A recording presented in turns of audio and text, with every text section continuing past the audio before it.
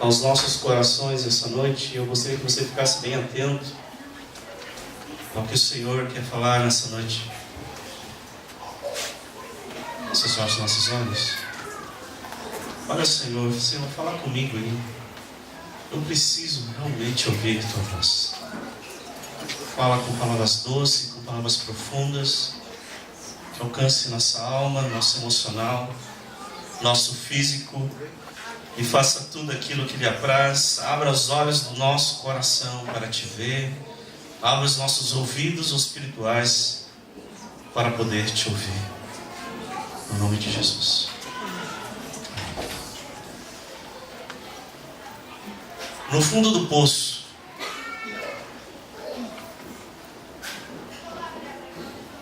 eu gostaria de falar hoje um pouquinho sobre pessoas que estão no fundo do poço. E no fundo do poço é quando parece que tudo chega ao fim. Quando estamos no limite da nossa vida e do nosso emocional, do nosso físico. Aonde parece que as nossas forças naturais se vão. Aonde não temos mais forças para lutar. Buscamos, meditamos, tentamos nos agarrar em algo, mas parece que nossas forças se vão. Desgaste físico, desgastes emocionais, não conseguimos manter o autocontrole. Foge do nosso controle. As circunstâncias da vida externas, e muitas delas, quem está no fundo do poço, não são externas, são internas. Porque crises circunstanciais são externas. Crises emocionais são internas. E há muitas pessoas que passam e chegam no fundo do poço. E até cristãos. Sim ou não? Não consegue ver uma perspectiva de futuro. Parece que está escuro. Não consegue enxergar uma esperança ou uma oportunidade de mudança. O desânimo vem, se sente sozinhos, isolados, e não sente apoiados em algo. E como mais fundo ainda, quem está no fundo do poço tem uma imagem negativa de si mesmo. Ele não consegue enxergar o valor que ele tem. Isso chama-se depreciação. Onde a pessoa se deprecia.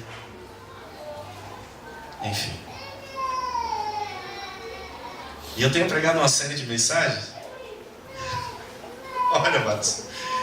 Eu comecei falando do cansaço de Davi, do espinho na carne de Paulo, de ofensas, e hoje do fundo do poço. E nós devemos entender primeiro que antes de sermos cristãos, somos humanos, somos fracos, somos falhos, temos sentimentos, temos um coração, e a Bíblia diz que o espírito está pronto, mas a carne é fraca. Porque o Espírito sonda todas as coisas, e Ele sim é a pessoa de Deus em nós, mas nós temos um físico, nós temos um emocional que esgota, que se desgasta.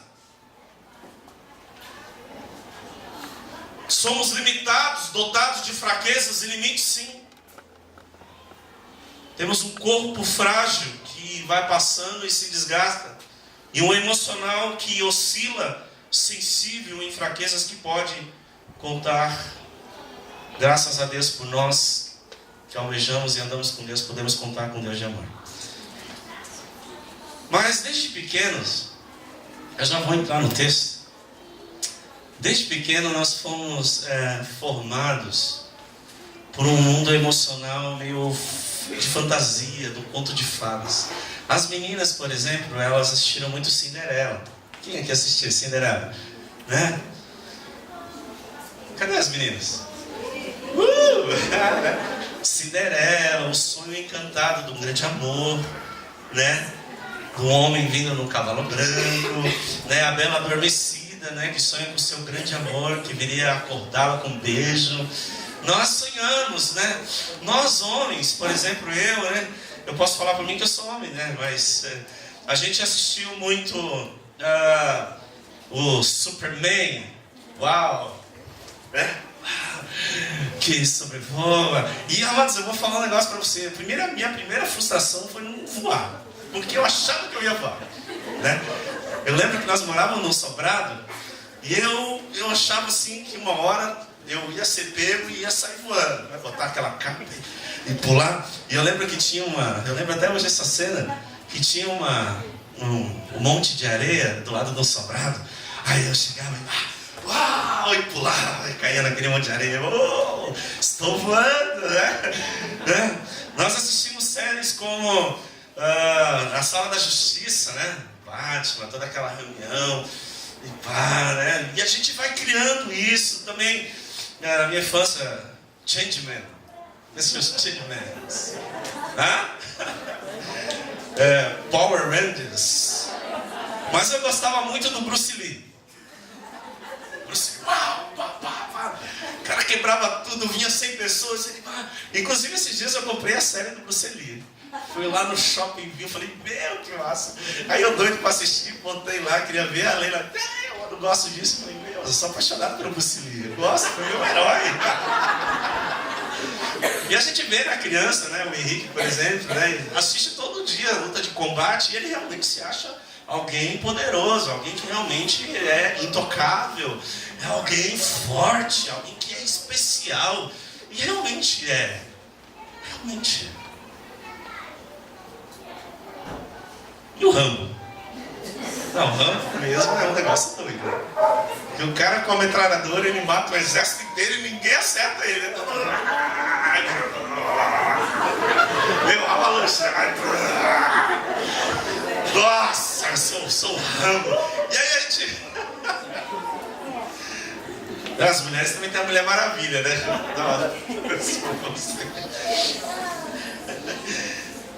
E é interessante. E aí a gente vai crescendo.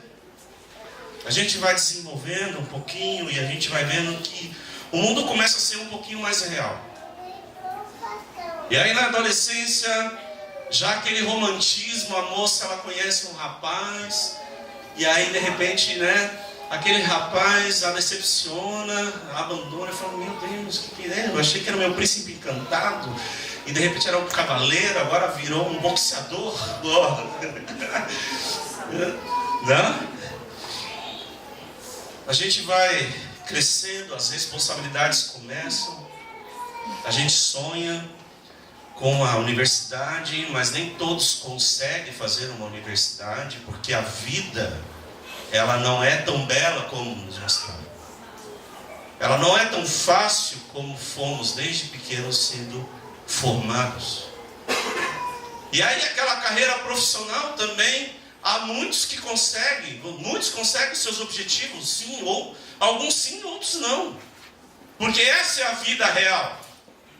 Nem tudo vamos conquistar. E aí, a competição do trabalho, as exigências da vida, e muitas vezes aquilo que nós não conquistamos, nos frustramos e vamos começando a ver que não é tão um conto como a gente imaginou quando éramos crianças. O problema é que o ser humano não é tão perfeito assim. E aí a gente descobre que nós também não somos tão perfeitos assim. E a gente cria um conto, toda uma capa de que tudo é perfeito. Quando a gente vem a Cristo, e aí também a gente ouve alguns contos de fada, de homens que dizem, vem para cá e pare de sofrer, que sua vida será grande e poderosa, que você deve ser cabeça e não cauda.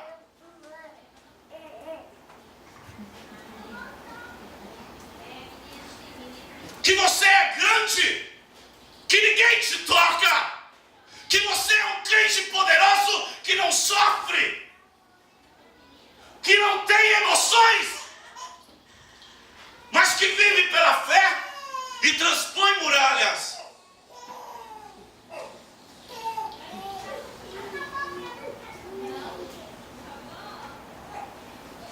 Um slogan de que tudo, você será o povo mais feliz da terra, mas isso não é a verdade. Sou feliz porque tenho Cristo, mas muitas vezes me entristeço sim. E aí, com o slogan de está tudo bem, que muitas vezes não está, nós falamos para todos: estou bem, estou de boa, estou... Uau, Deus é bom. Enquanto por dentro não está. E aí, se é um líder, pior ainda. Porque um líder não pode demonstrar fraqueza. Porque o povo projeta ídolos e homens intocáveis e poderosos. E um líder não pode demonstrar fraqueza, porque senão vão se escandalizar. Como é que pode um homem ter frustrações, medos, traumas, sentir cansaço? Não, nós não queremos um homem assim. Nós queremos um homem visionário, alguém que produz, alguém que é uma Ferrari que está a 100 por hora.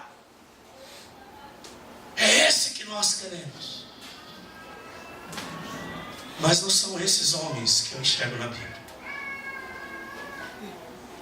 E eu acho lindo porque a palavra de Deus diz que esses homens, que foram poderosos e extraordinários, passaram muitas vezes pelo fundo do poço, pelo vale da sombra da morte. Se sentiram só, frustrados, cansados, fatigados, com vontade de desistir.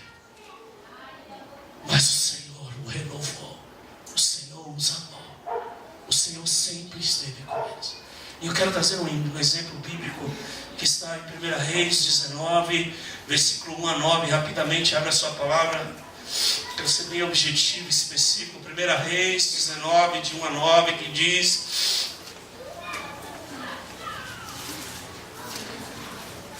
ora, Acabe contou a Jezabel tudo que Elias tinha feito, como havia matado todos aqueles profetas à espada.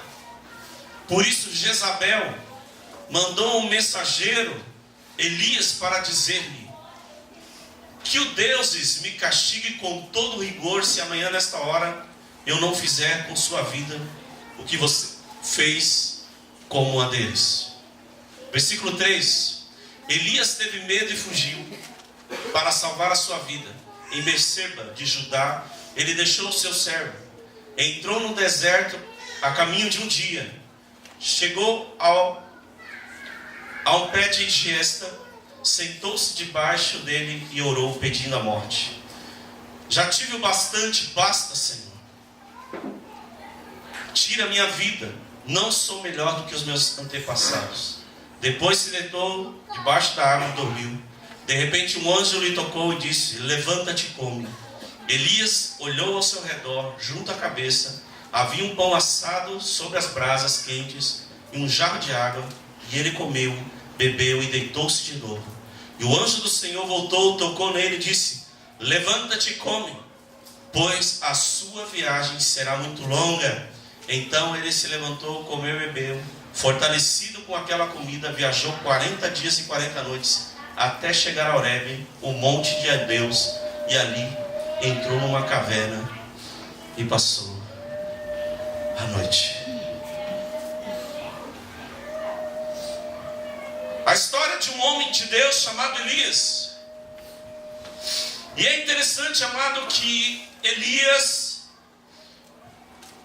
o problema de Elias não era a falta de fé, não era falta de intimidade com Deus, não era poder espiritual, não era uma crise, de identidade, porque ele era um homem que tinha muito poder. Porque Elias, olha só, havia uma apostasia em todo Israel.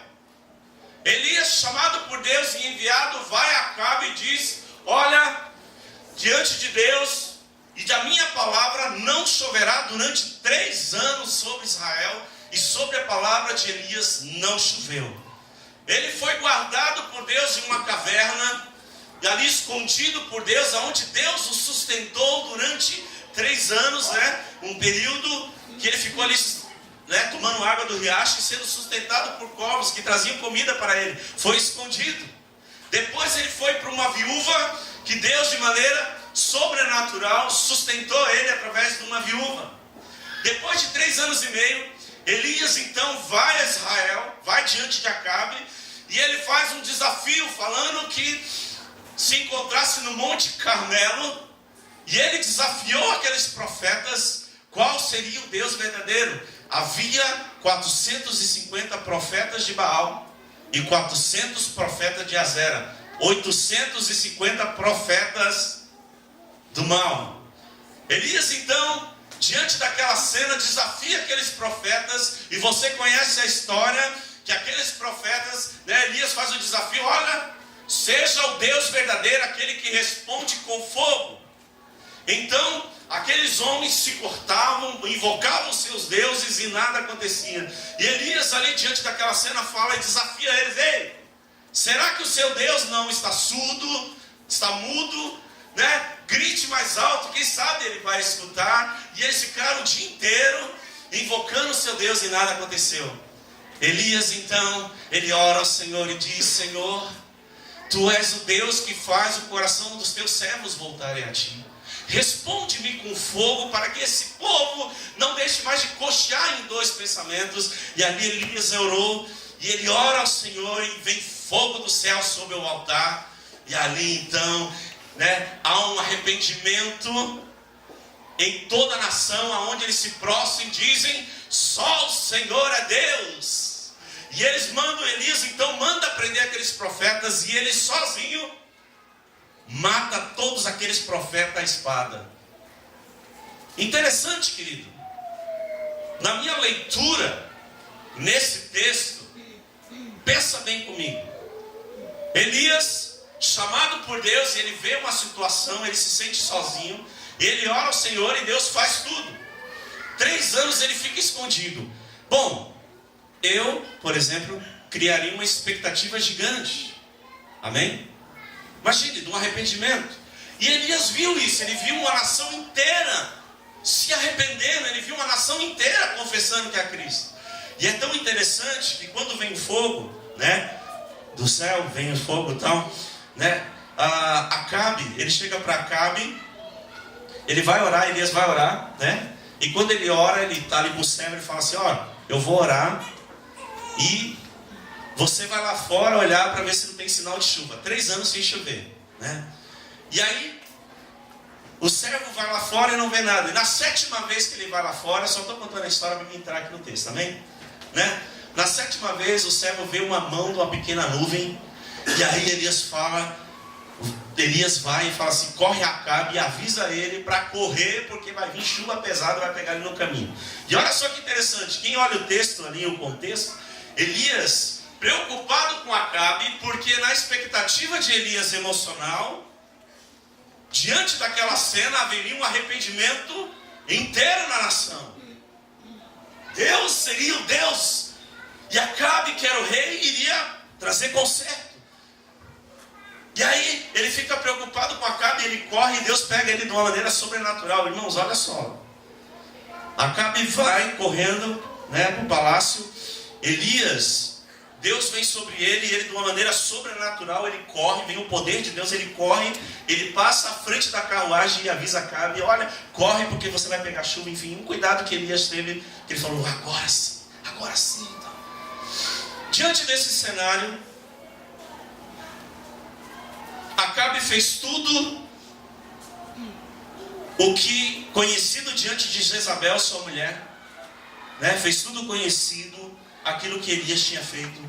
Então vem uma palavra de Jezabel falando assim, ó, no versículo 1 diz assim, né? Versículo 2: pois Jezabel mandou mensageiros a Elias para dizer-lhe: que os deuses me castiguem com todo rigor, se amanhã nesta hora eu não fizer com a sua vida o que você fez com eles. E aí no versículo 3 diz assim: Elias teve medo dessa palavra e fugiu. Quero fazer uma pergunta para vocês, irmãos. Será que Elias teve medo de Jezabel? Porque hoje se fala muito em Jezabel, né? Quantos aqui já ouviram o livro sobre Jezabel? Né? Amém? Né? Será que realmente Elias teve medo de Jezabel? Olha, ele acabou de desafiar 850 profetas. Amém? Deus usou poderosamente. Deus cuidou dele, respondeu às suas orações. Será que esse homem de Deus teria medo de uma mulher? Não. O gigante de Elias não foi circunstancial, não foi dessa mulher. Elias, numa expectativa frustrada, de um arrependimento nacional, ele se frustrou porque não aconteceu aquilo que ele gerou no coração. Ele se frustrou. E diante dessa palavra, numa sensibilidade, ele teve medo. Irmãos, presta atenção em mim. Os ataques de Satanás vêm nos momentos maus da nossa vida, nos momentos de fragilidade. Quando você oscila, pensa bem, você tenta imaginar aqui na minha cabeça, você está poderoso, e Deus fez grandes feitos, grandes vitórias. Uau! E Deus está voando, e Deus está te usando, e você está com aquela euforia, milagres interessantes. E aí há momentos que vem a frustração. Há momentos que vem frustração, e muitas vezes nesse momento de oscilação do ápice, a oscilação lá embaixo, é a hora que o inimigo vem com a palavra dele. E nesse momento, na expectativa que houve uma frustração, porque eu vou falar aqui um pouquinho, falando a leitura de Elias, você vai entender o que eu quero dizer. Interessante, Elias teve medo e fugiu. Porque quem está no fundo do poço, o mal, a reação natural é o medo, e o pavor, e o pânico. Atormenta a vida que ele não consegue controlar os seus sentimentos. E o sentimento que veio no coração de Elias, olha só, um homem ousado, um homem que desafia uma nação inteira, agora tem medo. Ele não conseguiu ter um autocontrole. Medo. Homem de Deus. Fala para o irmão, homem de Deus, presta atenção. O segundo sentimento de quem está indo para o fundo do poço nas suas emoções, Elias fugiu. A fuga da realidade é um aspecto natural de aquele que está no fundo do poço. Aquele que quer fugir da realidade, se esconder, se colocar numa caverna. E Elias foi para um caminho deserto e ali ele se escondeu. Versículo 3 e 4 fala-se sobre que Elias se sentiu só. Ele estava sozinho. Ele se sentiu só. O sentimento humano mais terrível, amados, é o sentimento de solidão. E quem está só no fundo do poço só tem um lugar para um. Sozinho. E ali sozinho, debaixo num caminho do deserto, debaixo daquele pé, Elias, ele diz assim: Senhor, basta. Chega. Estou no meu limite. Não aguento mais. Não sirvo mais para nada. Eu desisto. Versículo 4 ele diz: e Elias orou pedindo a morte. Irmãos, homem de Deus pedindo a morte. Senhor, basta. Eu não aguento mais. Me leva a minha vida. Homens de Deus oraram assim, Moisés orou assim. Moisés, quando chamou aquela nação, e ele deu com aquela nação rebelde e obstinada, né, e aquela pressão daquela nação sobre Moisés, ele vai para um deserto, ele ora a Deus, eu não aguento mais esse povo. O que o Senhor fez comigo? Me levou para esse deserto. Estou cansado. Me leva, Deus. Elias desejou a morte. Porque naquele momento, as pessoas que estão no fundo do poço, muitas vezes, ela acha que a morte é a única solução para ela. Dar cabo da vida é a única coisa que pode trazer um alívio imediato naquele momento, porque ela não vê mais expectativa. Ela não consegue enxergar mais um futuro. E ela desiste. Elias não conseguiu controlar suas emoções. Você sabia, amados, que em Balneário Camboriú morre o dobro de pessoas por suicídio do que por homicídio nessa cidade? Pessoas que vêm para cá, numa cidade que é assim uma vitrine de poder, de ostentação, de grandes coisas, grandes oportunidades, estão dando cabo da vida, porque não alcançam seus objetivos, ou porque talvez se sentem só, ou talvez porque conquistaram todo o império, e agora não tem mais por que lutar. E porque não tem Cristo, o único objetivo que vem à mente, Satanás sopra, é se jogar muitas vezes num prédio. Essa semana eu tive num velório do menino que se suicidou, amigo nosso aqui da Vila Real. No box do seu banheiro, amarrou uma corda e deu cabo da sua vida. E a esposa falando, ela falou que muitas vezes ele tentou, muitas vezes. E ele tinha problema de saúde, né? Diabetes, usava insulina, enfim, tinha problema de depressão. E era alguém que a gente não conhece a história, mas mais ou menos a gente entende que foi uma pessoa que sofreu muito na vida. E ele chegou no limite da vida dele. Ele chegou no momento que ele falou: eu não aguento mais. Chega, Deus. Basta.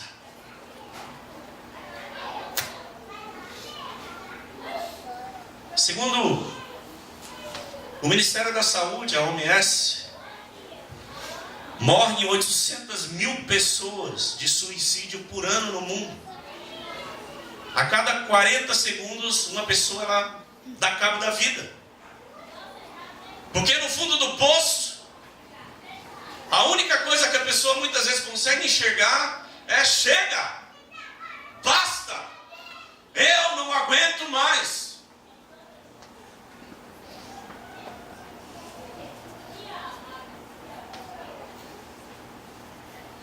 Interessante esse também fato que eu estava pesquisando. Olha só, o suicídio mata mais pessoas do que o HIV no mundo. Mais do que uma doença miserável mata o suicídio. Por quê? Porque o suicídio é fruto de algo emocional, de um conflito nas emoções. Irmãos, antes de você ser cristão, você é um homem. Você é humano, você é fraco, você é frágil. O N. Cordeiro, ele é um pastor renomado. Eu estava lendo um livro dele sobre tanque vazio. O N. Cordeiro, ele fala que ele teve um momento de desgaste emocional tão grande, de tantas exigências do ministério, que ele chegou um momento da vida dele que ele esgotou o ânimo, esgotou a alegria, e ele não tinha mais perspectiva. E ele fundou várias igrejas, a igreja dele com mais de 3 mil membros, muito reconhecido nos Estados Unidos. Né? Já vou falar, né, cara? O N. Cordeiro tem vários livros escritos. E o interessante é que o N. Cordeiro, no momento do ministério dele, vivendo, viajando, fazendo conferências pelo mundo, teve um momento da vida dele de fragilidade tão grande, que ele estava numa conferência num lugar em outro país, e num dado momento da vida dele, sem conseguir controlar as suas emoções, ele começou a andar, sentou numa calçada, e ali sozinho começou a chorar. Chorar e chorar. E ele falava: Deus, o que está acontecendo comigo? E ele não conseguiu controlar suas emoções, e ele chorava, e era choro assim, da alma. E botava para fora, e fala, Deus, e a fé dele em Cristo. Ele sabe quem ele era, sua identidade, mas ele não conseguiu controlar suas emoções. Ele estava ali literalmente no limite, no esgotamento, no basta. E olha que interessante, neste lugar, é um lugar perigoso, porque começa um sentimento. Olha só o que Elias, ele fala aqui, ó, no versículo, quando ele pede a morte, olha só, versículo 4, entrou no deserto, em caminhada de um dia, chegou a um pé de giesta, sentou-se debaixo e orou, pedindo a morte. E ele disse, basta, Senhor, tire a minha vida, não sou melhor do que os meus pais. Irmãos, sabe o que significa isso? Não sou melhor do que os meus pais? Depreciação. Quem eram os pais de Elias? Alguém se arrisca em dizer o nome?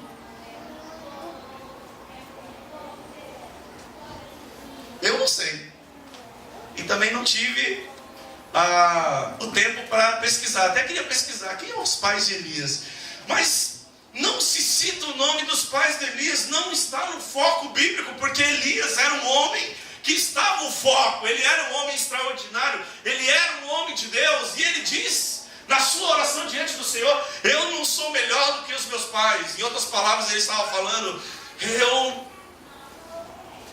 se depreciando, sabe? Porque a pessoa que está no fundo do poço, ela fala, olha, eu não sirvo para nada. Eu acho que eu não produzo nada, meus pais foram um cara forte, poderoso, eu não vou conseguir ser. Eu não posso, eu não consigo. Né? E aí vem os 3 demônios, né? Eu gostei muito do pastor que ensinou a gente, né? Eu não posso, eu não consigo, eu não quero. E aí a pessoa começa no fundo do poço. Não sou melhor do que os meus pais. E a gente não sabe nem quem era os pais. Depreciação é quando você tem uma imagem negativa de si mesmo.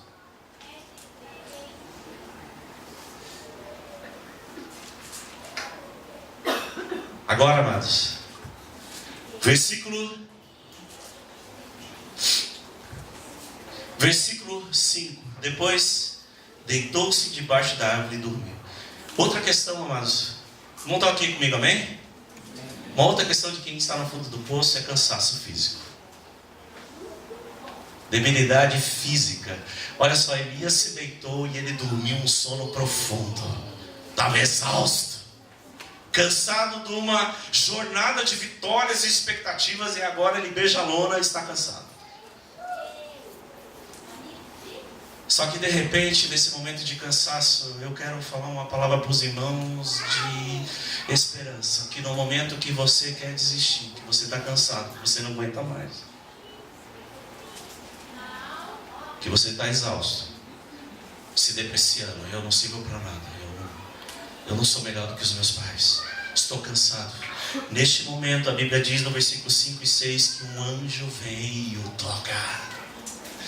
E aí a gente vê a graça e o cuidado de Deus e a misericórdia do Senhor, porque Deus está conosco tanto no vale como nos montes, tanto nos momentos de solidão quanto nos momentos de comunidade. Deus está em todas as circunstâncias da vida, e a Bíblia diz que num determinado momento, de repente, um anjo vem e o toca. E quando ele o toca, a Bíblia diz que um anjo, de repente um anjo tocou nele e disse, levanta-te e coma. E Elias ali levantou e olhou ao seu redor, e junto à sua cabeça estava ali um pão assado sobre brasas quentes, um jarro de água, e ele comeu, bebeu e deitou-se de novo. Porque às vezes vem um alimento no momento do poço, e a gente come, mas a gente não consegue se levantar ainda. Eu não sei quanto a você, mas às vezes quando a gente está cansado, você come, mas sabe, você não consegue se levantar. E aí parece que tem um imã que te joga para baixo. E aí você até come aquela palavra, vai comer aquele alimento, pão que Deus deu, e você se deita. E a Bíblia diz que Elias se deitou novamente. E de repente, Elias olhou ao redor. Elias olhou ao seu redor e viu ali brasas quentes, ele comeu e bebeu e deitou de novo. Versículo 7. E o anjo do Senhor voltou outra vez e tocou nele e disse: Elias, levanta-te e coma, pois a tua jornada ainda é longa. Não desista, amado.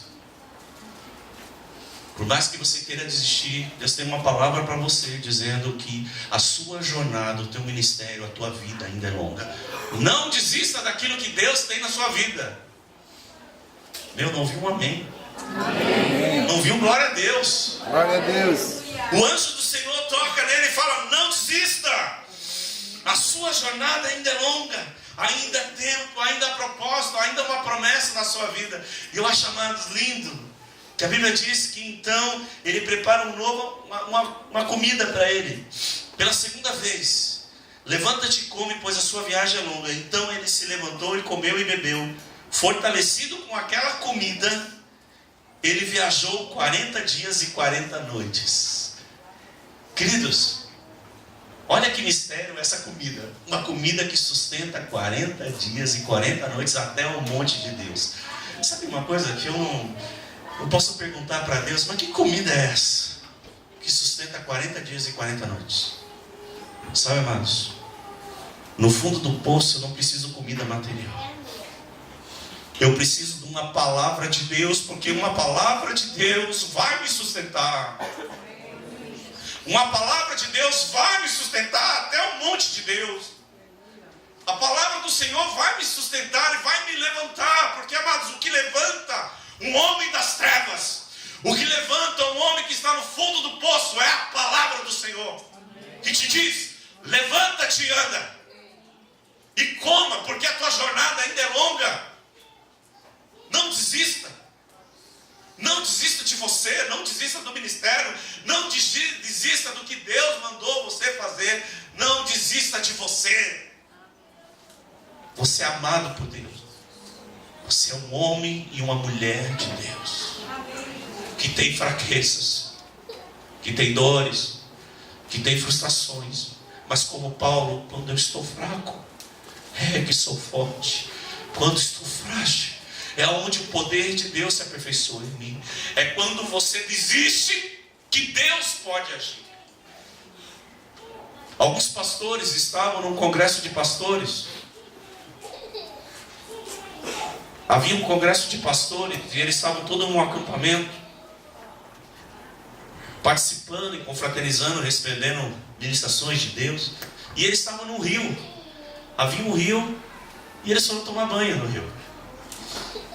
Um desses pastores estava lá nadando e de repente ele foi para um lugar fundo e o rio começou a puxá-lo para baixo. E aí ele começou a pedir ajuda. Oh, me ajuda, ei. Ai, eu não estou conseguindo. Ele começou a se bater, enfim. E aí todo mundo desesperado, os pastores, porque a maioria era mais idoso, não tinha, né? Não era assim, bombadão, né?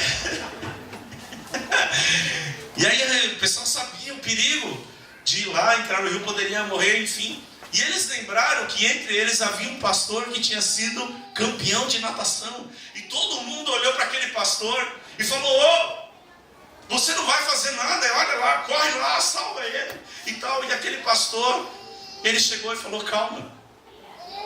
Ele falou: mas como calma? O homem está desesperado. E ele começou a se bater, até que chegou um momento que aquele pastor, ele desistiu e ele começou a afundar.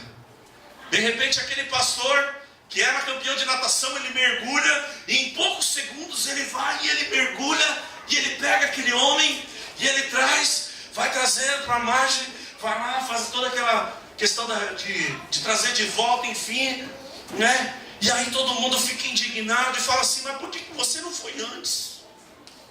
Por que você não foi antes? Por que você não salvou antes? Não precisava disso.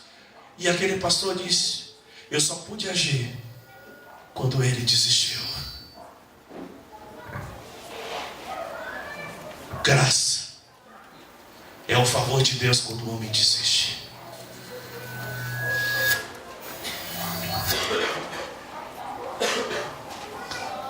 Aleluia.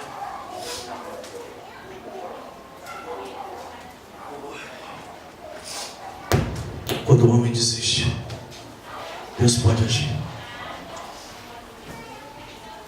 Então, querido, se você desistiu, está sendo submergido pelo olho do furacão, saiba que não dos olhos de Deus. Assim como aquele pastor agiu no momento da fraqueza e da desistência daquele homem, Deus, ele age quando a gente desiste. Se entregue nas mãos do Senhor e saiba que nesse poço, neste lugar de poço, Deus está com você e a sua jornada é longa. Amém? Amém, amém, irmãos? Amém. Glória a Deus. A gente é fraco. Às vezes eu me sinto cansado.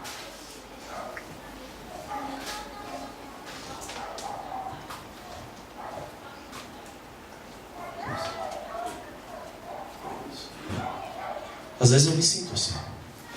E todos nós nos sentimos assim. Não importa. Todos têm um limite.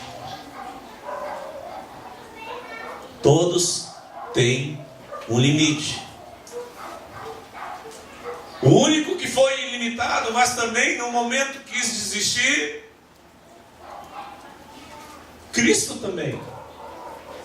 No Getsemane ele falou: Senhor, se possível, passa de mim este cálice.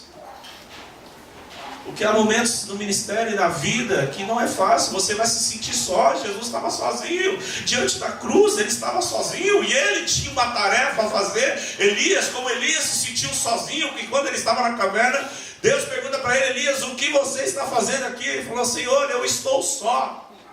Todos se perderam, e só eu fiquei. Ele falou: basta, chega, só estou eu sozinho, e não está acontecendo nada, eu não estou vendo nada. Esse povo não vai se voltar para ti. E eu quero falar uma coisa para os irmãos. Às vezes na nossa geração eu me sinto sozinho também. Porque os profetas de Baal estão aí fora, pregando um monte de mentira para vocês. Na televisão e na mídia, pregando, e todo mundo batendo palma para eles. Ó, olha aí, o profeta está aí usando. E os profetas de Deus, eles sempre vão se sentir sozinhos. Mas o Senhor falou: eu tenho 7 mil. 7 mil. Amém. Glória a Deus, né? Eu tenho 7 mil ainda que não se dobraram. Por isso, querido, não desista. Eu não sei como que você entrou aqui, mas o Senhor me levou a ministrar essa palavra. Talvez você entrou aqui essa noite. E talvez... Eu já vi pessoas chegando na igreja e falando assim: ó, aqui é o último lugar. Se não acontecer nada aqui, já era. E provavelmente Deus está trazendo uma palavra para você, amado. Eu não conheço a vida de cada um aqui, as emoções, o túnel que você está, o poço que você está, mas eu sei que Deus está nele. Dessa escuridão, Deus está aí. E Ele diz: levanta-te, eu tenho uma palavra para você. Palavra de vida e vida eterna. Por favor, querido, acredite em você.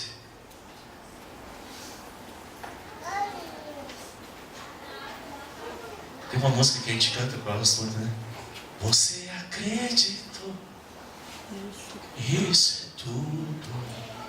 Só vivo pra você, não sou do mundo, não. Sabe de uma coisa? Se ninguém acredita em você, se nem você acredita em você mesmo, Deus acredita em você. Ele é Pai e te ama. E te ama de maneira especial. Por isso, levanta-te. Porque a tua jornada ainda é longa. Ela é eterna. Ela é com Cristo.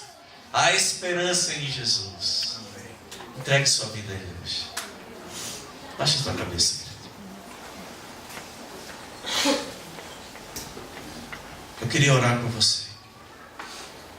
E eu queria orar por você que pensa em desistir, que está cansado.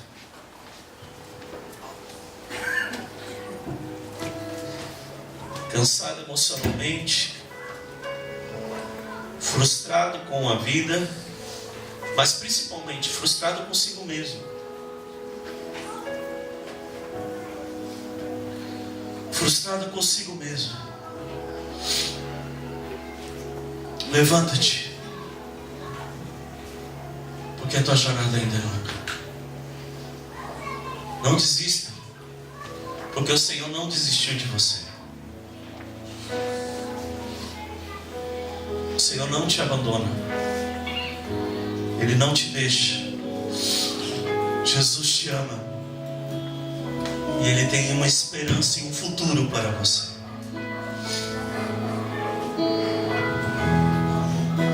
Aleluia.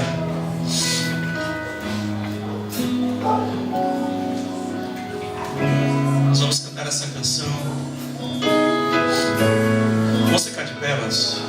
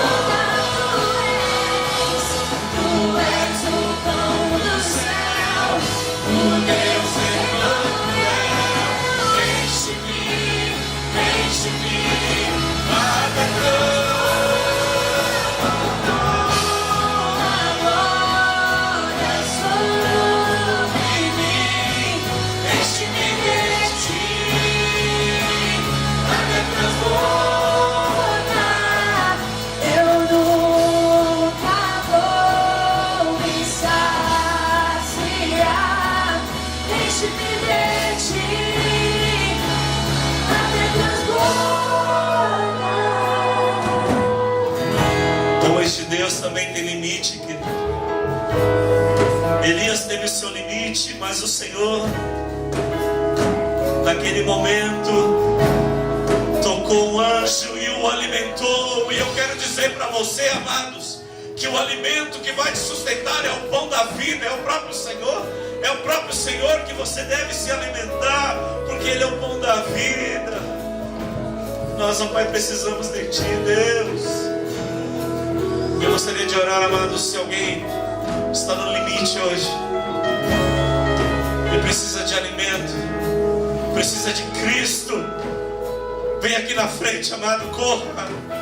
Deus quer dar alimento, Deus quer dar pão para você, Ele quer dar pão do céu, força. Por favor, Tu és o pão do céu, vem aqui na frente, eu quero orar para você. Se você está no seu limite, se sentindo fraco, debilitado, gostaria de orar por você.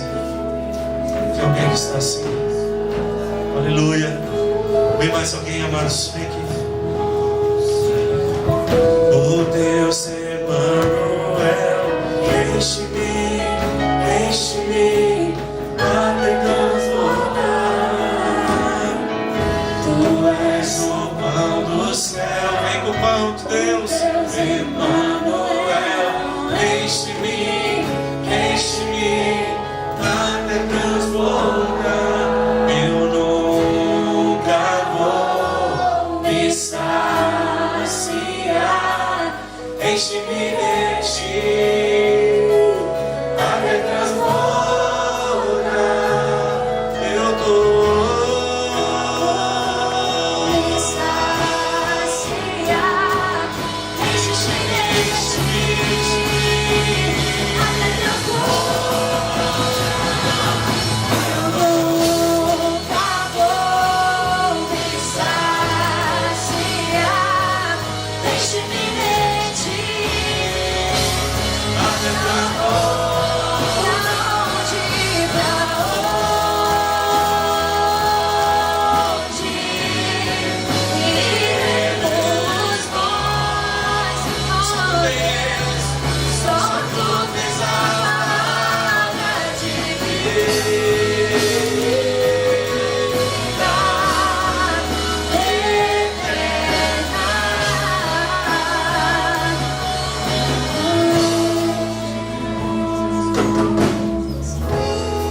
Para o nome de Jesus, Tu és o pão do céu,